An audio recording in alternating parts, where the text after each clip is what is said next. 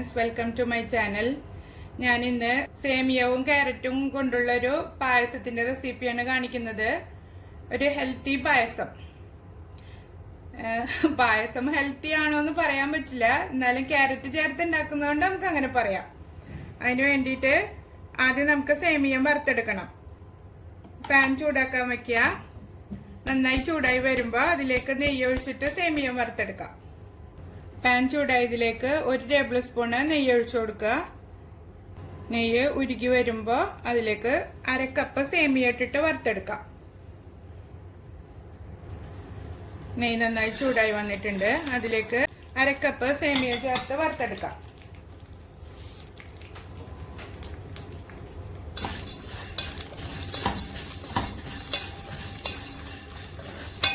വറുത്ത സേമിയ ആണെങ്കിൽ ജസ്റ്റ് ഒന്ന് ചൂടാക്കി എടുത്താൽ മതി. ഇത് വറുക്കാത്ത സേമിയാണ്, അപ്പോൾ നന്നായി വറുത്തെടുക്കുക.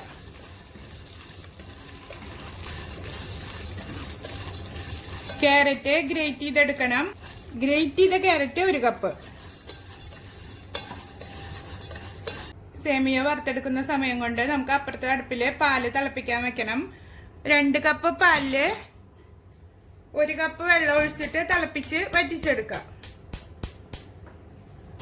നന്നായി വറ്റിച്ചെടുക്കണ്ട, ഒന്ന് തിളച്ച് കുറുകി വന്നാൽ മതി. സേമിയ മൊരിഞ്ഞു വന്നിട്ടുണ്ട്. നെയ്യിൽ നിന്നും കോരിയിട്ട് ഇതേ പാനിൽ തന്നെ ക്യാരറ്റ് ഒന്ന് വറുത്തെടുക്കണം.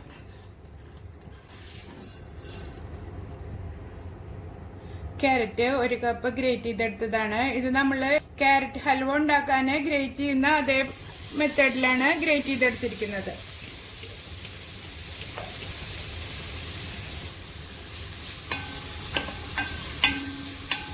ഇത് നന്നായി വഴറ്റിയെടുക്കാം. പച്ചമണമെല്ലാം മാറി നല്ല കളർ ചേഞ്ച് ആയി വരുന്ന ഒരു സ്റ്റേജിൽ വേണം നമുക്കിത് എടുക്കേണ്ടത്.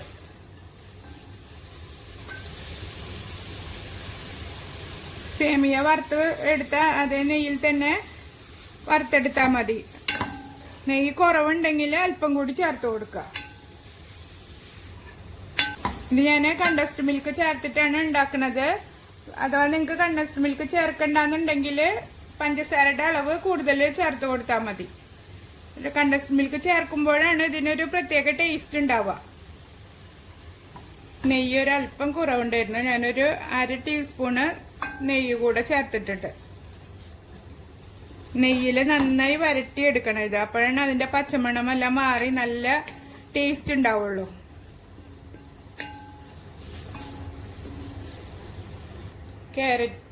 ക്യാരറ്റ് ഞാനിപ്പോൾ ഒരു 10 മിനിറ്റോളം ഇതിലിട്ടിട്ട് വഴറ്റിയെടുത്തിട്ടുണ്ട്. അതിലേക്ക് ഒരു 2 ടേബിൾ സ്പൂൺ പഞ്ചസാര ഇപ്പൊ ചേർത്ത് കൊടുക്കുക.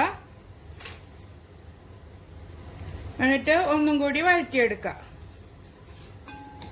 പഞ്ചസാര അലിഞ്ഞ് നന്നായി ക്യാരറ്റുമ പിടിച്ചിരിക്കുന്ന പരുവത്തിൽ നമുക്ക് വഴറ്റിയെടുക്കാം.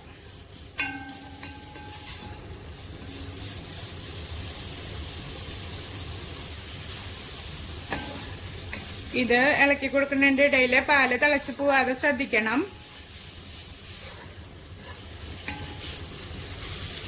പഞ്ചസാര ചേർത്തിട്ട് ഒരു 5 മിനിറ്റ് കൂടെ ഇതിലിട്ടിട്ട് വഴറ്റിയെടുക്കുക. ക്യാരറ്റ് പഞ്ചസാര എല്ലാം അലിഞ്ഞ് നല്ല പെരണ്ടിരിക്കുന്ന പരുവത്തിലായിട്ടുണ്ട്. ഇനി ഇത് നമുക്ക് വേറൊരു പാത്രത്തിലേക്ക് മാറ്റാം. ഇതേ പാനിൽ തന്നെ പായസം ഉണ്ടാക്കി എടുത്താൽ മതി. ഒരുപാട് പാത്രങ്ങളൊന്നും കഴുകാൻ എടുക്കേണ്ട ആവശ്യമില്ല. നമ്മള് ഇതിൽ തന്നെ ഉണ്ടാക്കിയെടുത്താൽ മതി. നമ്മൾ വറുത്ത് വെച്ച സേമിയ പാനിലേക്ക് ഇട്ട് കൊടുക്കുക. തിളപ്പിച്ച് വെച്ചിരിക്കുന്ന പാല് ഇതിലേക്ക് ഒഴിച്ചു കൊടുക്കുക.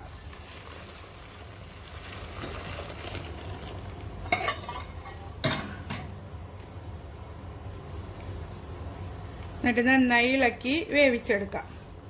ഒരു 1/4 ഭാഗം വെന്ത് വരുമ്പോൾ നമുക്ക്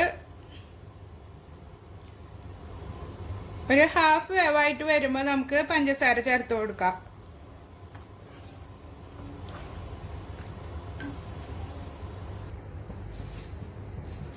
സേമിയ പകുതി വേവായി വന്നിട്ടുണ്ട്. അതിലേക്ക് 1 ടേബിൾ സ്പൂണ് പഞ്ചസാര ചേർത്ത് ഇളക്കി കൊടുക്കുക.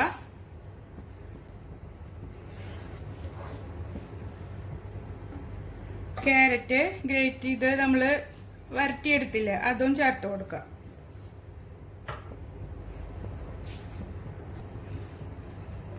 നന്നായി ഇളക്കി വേവിച്ചെടുക്കണം. ക്യാരറ്റും ബാക്കി സേമിയവും നന്നായി വെന്ത് വരണം. ഇപ്പോൾ പകുതി വേവായപ്പോഴാണ് നമ്മൾ ഇതെല്ലാം ചേർത്ത് കൊടുത്തിട്ടുള്ളത്.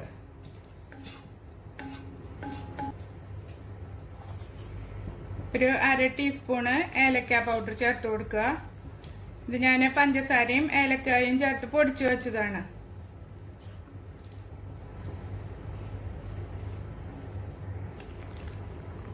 ക്യാരറ്റും സേമിയയും ഒക്കെ ഒന്ന് കുറുകി വരുമ്പോൾ ഒരു 1/2 ടിന്ന് കണ്ടൻസ്ഡ് മിൽക്ക് ഒഴിച്ചു കൊടുക്കുക.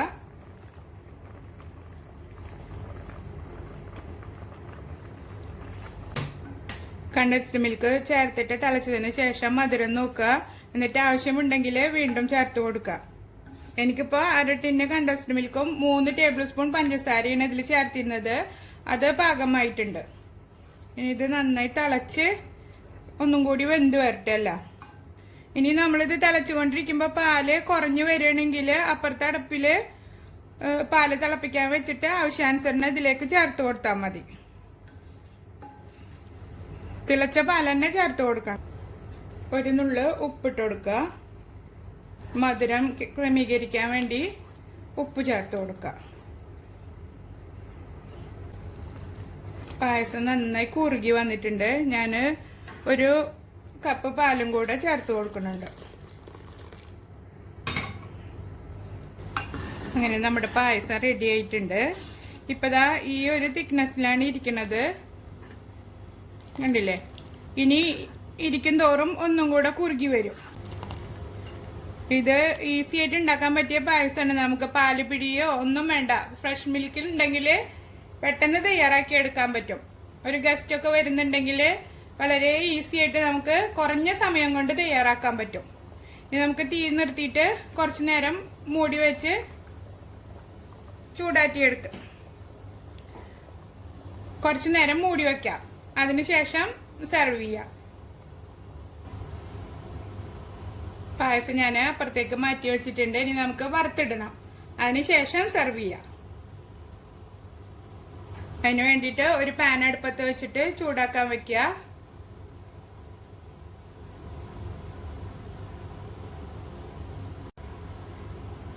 പായസം ഞാൻ അപ്പുറത്തെ അടുപ്പിലേക്ക് മാറ്റി വെച്ചിട്ടുണ്ട്. തീയൊക്കെ ഓഫ് ചെയ്തേക്കാണ്. എന്നിട്ട് മൂടി വെക്കുക. ആ സമയം കൊണ്ട് നമുക്ക് അണ്ടിപ്പരിപ്പ് മുന്തിരിയും വറുത്തെടുക്കാം. പാത്രത്തിൽ തന്നെ കുറച്ചു നേരം വെച്ച് കഴിഞ്ഞാൽ പായസം ഒന്ന് കുറുകി കിട്ടും.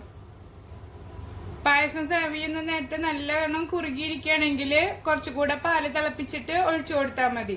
അതല്ലെങ്കിൽ പാൽപ്പൊടി കലക്കി ഒഴിച്ചാലും മതി.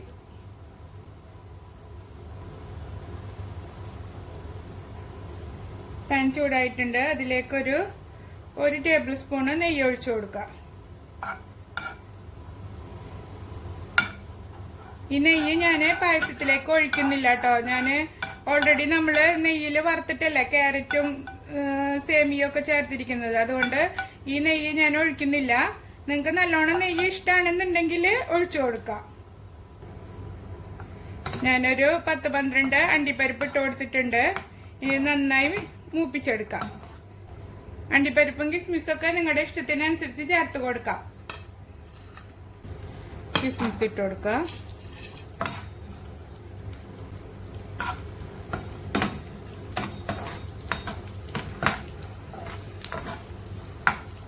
രണ്ടും മൊരിഞ്ഞ് വന്നിട്ടുണ്ട്. ഇനി ഇത് നമുക്ക് നെയ്യിൽ നിന്ന് കോരി മാറ്റാം. പായസത്തിലേക്ക് ചേർത്ത് കൊടുക്കാം. നന്നായി ഇളക്കി മിക്സ് ചെയ്തെടുക്കാം.